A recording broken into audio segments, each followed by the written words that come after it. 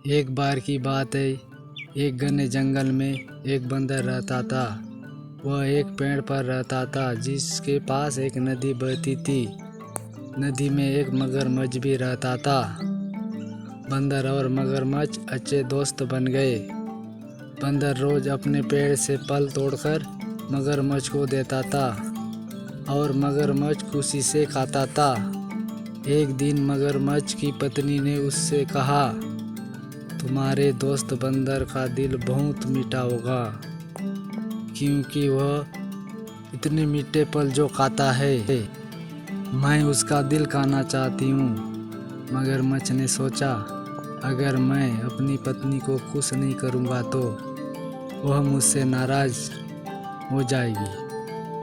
अगले दिन मगरमच्छ बंदर के पास गया और कहा, मित्र, मेरी पत्नी ने तुम्हें अपने घर खाने पर बुलाया है, चलो मेरे साथ।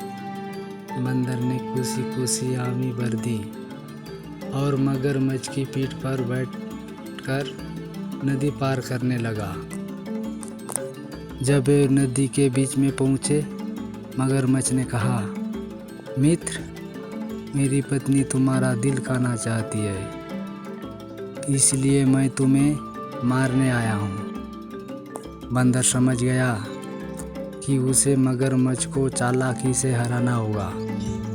उसने कहा, अरे मित्र, तुमने मुझे पहले क्यों नहीं बताया? मैं अपना दिल तो पेड़ पर ही छोड़ाया हूँ, मुझे वापस चलना होगा।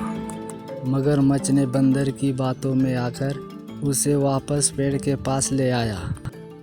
जैसे ही वे किनारे पहुँचे, बंदर तुरंत पेड़ पर चढ़ गया और हंसते हुए बोला, मूर्ख, क्या कोई अपना दिल अपने शरीर के बाहर छोड़ सकता है? जाओ अपनी पत्नी से कहो कि उसे मेरे जैसे चालाक दोस्त का दिल कभी नहीं मिलेगा। मगरमच्छ को अपनी गलती का एहसास हुआ और उसने बंदर से माफ़ी मांगी। बंदर ने उसे माफ़ कर दिया, लेकिन अब उसने मगरमच्छ से दोस्ती खत्म कर दी। इस कहानी से हमें यह सीख मिलती है कि संकट के समय में हमें अपनी समझदारी और बुद्धिमानी का उपयोग करना चाहिए।